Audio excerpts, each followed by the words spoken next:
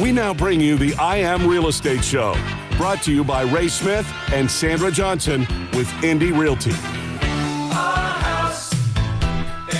Hey everybody, we are back, and thank you for listening to our radio show. You're listening to the I Am Real Estate Show with Ray Smith, Sandra Johnson, and our daughter Danielle Johnson. So today we have on the show the CEO of Inspired Life Mortgage, John Spurr.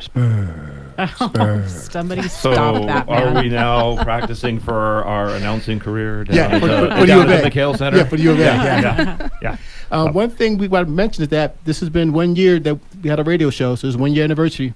Yeah. Happy anniversary. And just to remind everybody out there, for our 1 year anniversary, we are doing free home valuations. So if you would like to know what your home is worth, just give us a call. With that being said, we'll talk about lending with John Spurr, the CEO of Inspired Life Mortgage.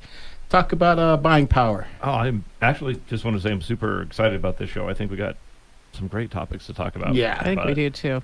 Buying power. I've had a lot of people call and, can I buy land? I want to buy land. How do I finance land?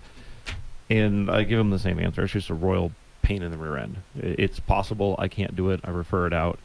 And then we start talking about, we're going to build because I can build for less. And you guys have been down this road. You've had these conversations. Yes. And I feel like people to understand that buying land and building is not likely to be cheaper than going and buying a home. And it's definitely not going to be a faster process. Or easier. I'm working with a gentleman right now. They did decide to buy land and build, and they have the wherewithal to do it, and they're building a very expensive, very big house, and they chose to not use a real estate agent and use a builder that writes their own contract. And for the last month, they've been in court because the builder decided that they're going to charge more than what they originally agreed to, and it's just a mess, and it went over. That cost to build went way over what the estimate was. So they've been getting a lot of people asking about land and let's buy and let's build. And I think that looking for a home and looking for something, and you guys correct me if I'm wrong because you're the agents, but something gets you 85, 90% of the way there, and then figuring out how you customize it and make it your own, which we have loans that we can do that with, is still a significantly better option than building.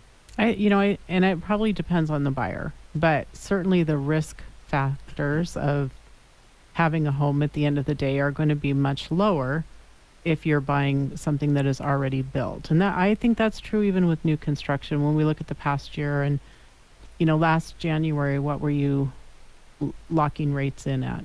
And I mean, last January is in 22. Oh yeah. And I know where you're going with this. I mean, we were, 3.5, 4.5.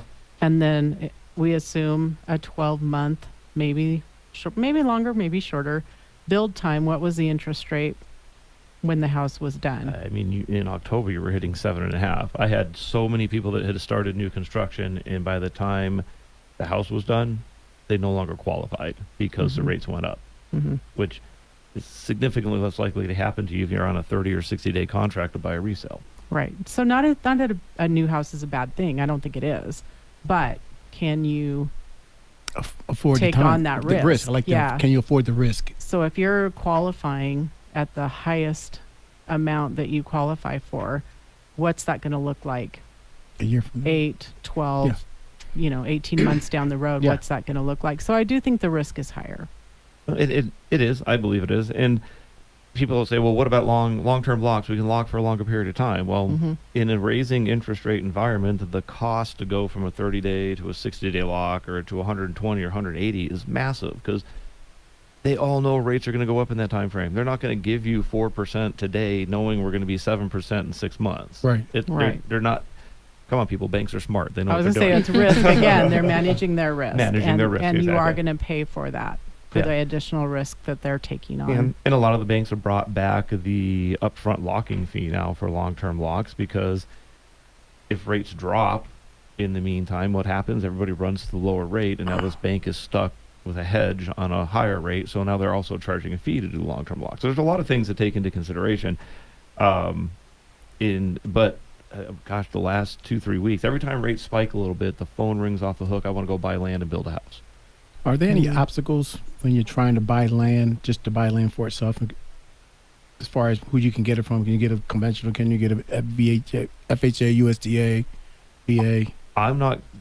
If you're going to do a construction to perm, but this means you got to have the lot picked out, you got to have the plans drawn, you have to have your permits, you got to have everything, which is a 6-month process. Then we can buy the land and do a construction loan, and that rarely happens.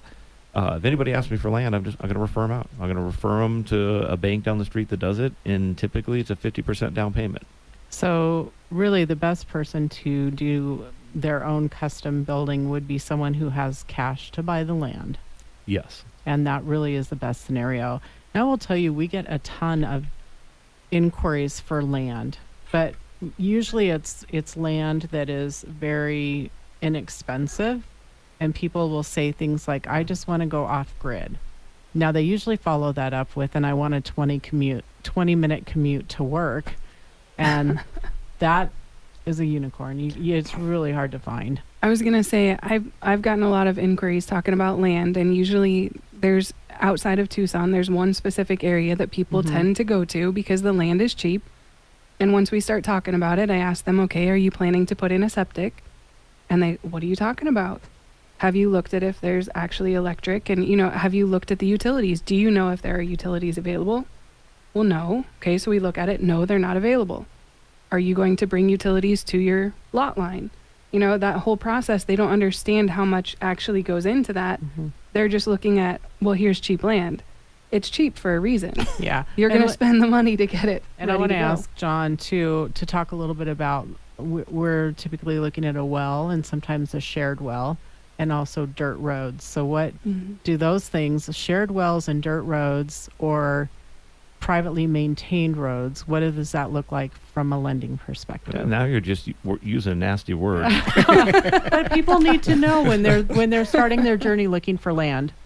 Yeah, so from a lending perspective, when we end up with a contract and we get the title report back and it's on a well and it has a septic system and it's on a county unmaintained road or private road and there's no road maintenance agreement, we have just added a week or two to the process, probably $400 to $500 worth of extra fees and closing costs.